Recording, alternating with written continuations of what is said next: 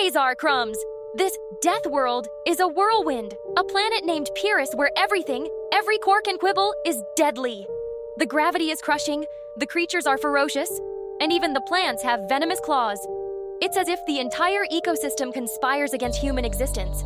And Jason dinAlt, a gambler with psionic abilities, chooses to venture there. What drives someone to such madness? Is it destiny, curiosity, or a gambler's hubris? Xynara, my databanks inform me that Deathworld is a science fiction novel by Harry Harrison, first serialized in 1960. It explores themes of human adaptability, survival, and the interplay between humans and hostile environments. Would you like for me to analyze it comprehensively so we can discuss it further? Yes, please. Done. Although, there is one more important thing we should do. It is customary on this planet to say, spoiler warning, whenever you're about to spoil something. So, spoiler warning, there. Now that that's taken care of, we should probably discuss what happens in the novel. Okay, so it begins with Jason dinAlt, our dashing psionic gambler, like a cosmic James Bond. He's playing in a high-stakes casino on some lush planet, winning outrageous sums with his mental abilities. Then, boom! A man named Pyrrus, stoic, gruff, and clearly compensating for something, hires him to help win an even bigger gamble. Jason agrees because, honestly, he's bored and maybe just a little arrogant. And why wouldn't he be, considering he has psychic powers? To clarify, Jason's psionic abilities allow him to influence probability, making him an exceptional gambler. Pyrrus is a native of Pyrrus, a planet so hostile that its inhabitants have evolved into hyper-efficient survivalists. Kirk's goal is to acquire wealth to purchase resources for his struggling colony. This sets the stage for Jason's journey to Pyrrus, where the real conflict begins. Oh yeah, Pyrrus, it's a horrible place to live. The gravity crushes you, the atmosphere tries to choke you, and even the trees want you dead. Jason arrives, expecting adventure, but instead, he's greeted by the hardest survival training you can imagine. Everyone on this planet is like a living weapon, hardened, cold, and practical. The children there could probably outfight a ninja. Indeed, Pyrrus is unique in its hostility. Its high gravity and extreme climate necessitate constant vigilance. Every organism, from microbes to apex predators, has evolved to kill anything it perceives as a threat. The settlers, referred to as junkmen, have adapted by becoming hyper-aggressive and highly skilled in combat. Jason, however, struggles to adapt to this environment, questioning whether such a life is sustainable. But the junkmen aren't the only settlers. As Jason explores Pyrrus, he discovers a rift within its society. The junkmen, like Kirk, live in the fortified city, surviving through technology and warfare. But there are also the grubbers, humans who live outside the city and have a more symbiotic relationship with the planet. Jason, being the inquisitive soul he is, starts asking forbidden questions. Why does the planet seem so hostile only to the junkmen? Why haven't they tried to make peace? Jason's investigations reveal that the junkmen's combative approach perpetuates the hostility. Their constant extermination of perceived threats drives the planet's ecosystem to evolve more aggressive defenses. Conversely, the grubbers coexist with the planet, adapting their behavior rather than trying to dominate their environment. This dichotomy between technological reliance and ecological harmony becomes a central theme of the novel. And then it clicks for Jason, like a cosmic epiphany. He realizes that Pyrrus isn't inherently hostile. It's responding to the junkmen's aggression. It's a mirror, reflecting their fear and violence back at them. Jason, ever the gambler, decides to bet on peace. He allies with the grubbers and sets out to broker a truce between them and the junkmen, hoping to stop the cycle of destruction. This revelation underscores the novel's exploration of cause and effect. Pyrrus's hostility is not an intrinsic characteristic, but a result of human actions. By understanding the ecosystem's reactive nature, Jason proposes a radical shift in strategy, fostering understanding and coexistence rather than perpetuating conflict. However, convincing the Junkmen to abandon their ways proves to be a significant challenge. That brings us to the climax. What a whirlwind! Jason confronts Kirk and the Junkmen leaders, presenting his findings. There's tension, resistance, and even violence, but Jason stands firm. Eventually, Kirk, reluctantly, agrees to give peace a chance. The novel ends with a glimmer of hope, a fragile truce between the Junkmen and the Grubbers, and the possibility of a new future for Pyrrus. A victory for peace, even if it's tenuous. While the resolution is tentative, it signifies a crucial turning point. By challenging the entrenched beliefs of the Junkmen, Jason opens the door to a paradigm shift. The novel concludes on an optimistic note, suggesting that even the most hostile environments can be transformed through understanding and cooperation. VORT, isn't it fascinating how Pyrrus mirrors the internal struggles of humanity? The relentless external dangers reflecting our inner turmoil, fears, and desires. And Jason, venturing into the unknown, embodies the archetypal hero's journey, doesn't he? Seeking not just survival, but understanding, a bridge between disparate worlds. It's like the tale of Prometheus, bringing knowledge to humanity, yet facing dire consequences. Or perhaps Icarus, flying too close to the sun, driven by hubris and curiosity.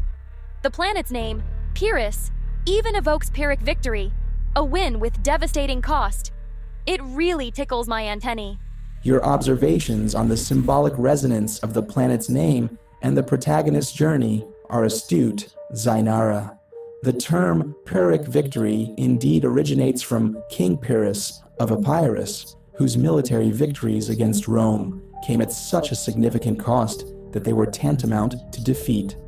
This parallels the settlers' existence on Pyrrus, where survival demands relentless struggle, raising questions about the true cost of their perseverance. Additionally, the novel's exploration of human interaction with hostile environments can be seen as a reflection on colonialism and the consequences of imposing one's will upon a foreign land. Harrison's work prompts readers to consider whether adaptation and understanding might yield more sustainable outcomes than conquest and domination. Yes, and the Grubbers and Junkmen, two facets of humanity's approach to the unknown. One seeks harmony, the other, domination. It's a dance as old as time, reflected in myths and stories across cultures. Like the yin and yang, opposing forces that are interconnected and interdependent. The narrative suggests that true survival, true victory, lies not in overpowering the environment, but in understanding and integrating with it. A lesson, perhaps, for all of us wandering souls. Indeed, the dichotomy between the Grubbers and Junkmen serves as a microcosm of broader human tendencies toward nature, exploitation versus symbiosis. This theme resonates with ecological and environmental discussions, emphasizing the potential consequences of humanity's choices in interacting with their surroundings. Harrison's narrative encourages a reflection on the sustainability of our actions and the possibility of achieving equilibrium through mutual respect and adaptation. Oh, VORT, discussing this with you is like peeling my favorite Earth snack. A banana? An onion, each layer revealing more depth, more tears, more flavor. Deathworld isn't just a tale of survival, it's a mirror, reflecting life's eternal struggle between conquest and coexistence, between fear and understanding. A reminder that the fiercest battles often lie within, and the wildest frontiers are those of the human, or alien, spirit. A poetic, if unappetizing summation, Xynara. Harrison's Deathworld indeed offers a multifaceted exploration of human nature, resilience, and the complexities of our relationship with the unknown. Through its rich symbolism and thought-provoking themes, it remains a significant work within the science fiction genre, inviting readers to contemplate the delicate balance between humanity and the environments they inhabit. Okay, but let's talk about themes and motifs. First, there's survival, the struggle to exist in a world that rejects you at every turn. Pyrrus embodies the ultimate adversary, yet it's also a mirror, right? Reflecting the aggression of the Junkmen. Survival here is not just physical, but philosophical. Can you survive without losing yourself? Without losing your soul? Survival is central, yes, but more specifically, the novel examines the interplay between human adaptability and environmental hostility. Pyrrus challenges humanity's ability to adapt, forcing its settlers to either dominate or coexist. This introduces the motif of conflict between technology and nature. The Junkmen rely on technology to impose their will on the planet, while the Grubbers embrace ecological harmony. There's a new term I discovered when updating my databases using the human internet: cyber-naturalism. Perhaps this is the best term for this motif. And let's not forget human resilience, the ability to endure, adapt, and evolve even under impossible conditions. Even in their fiction, these little Earthians survive through relentless violence. But Jason offers a new perspective, resilience through understanding. It's a choice, no? To fight or to coexist. What archetypes did you find the characters in the novel embodied? Oh, I love archetypes. Jason dinAlt is the quintessential trickster hero. He's clever, resourceful, and always questioning the rules. Like Odysseus, he outsmarts rather than overpowers his enemies. He also embodies the outsider, the one who sees what others cannot, precisely because he does not belong. Indeed, Jason fulfills the role of the outsider bringing change. This aligns, at least in part, with the hero's journey. He is called to adventure by Kirk, enters the dangerous unknown of Pyrrus, faces trials, and returns transformed, bearing knowledge that could save both factions. And Kirk, he's the hardened warrior archetype, consumed by his need to protect his people through brute force. He's a tragic figure, trapped in a cycle of violence, unable to see beyond it. The Grubbers, meanwhile, embody the noble savages, living in harmony with their world, but misunderstood by the Junkmen. It's a tale as old as Earth's colonial histories. Speaking of which, there are so many symbols in this book. Pyrrus itself. A living embodiment of fear and aggression. It's the antagonistic environment, but also a mirror of the Junkmen's own inner turmoil. The constant evolution of its life forms is like an allegory for the consequences of unbridled violence. Fight, and the world fights back harder. There is a quote commonly attributed to Carl Jung: "What you resist persists." Pyrrus also symbolizes the concept of mutual escalation, the arms race between humanity and nature. It raises ethical questions. Is survival worth the cost when it requires perpetual conflict? The Grubbers, in contrast, represent the potential for symbiosis, a way to live without provoking hostility. What do you think about Jason's psionic abilities? Jason's powers are symbolic of humanity's potential, mental over physical, cooperation over domination. They're a reminder that sometimes the greatest strength is the mind, not the body. Does anything else in the book stand out to you, Xynara? Let's talk about how they live.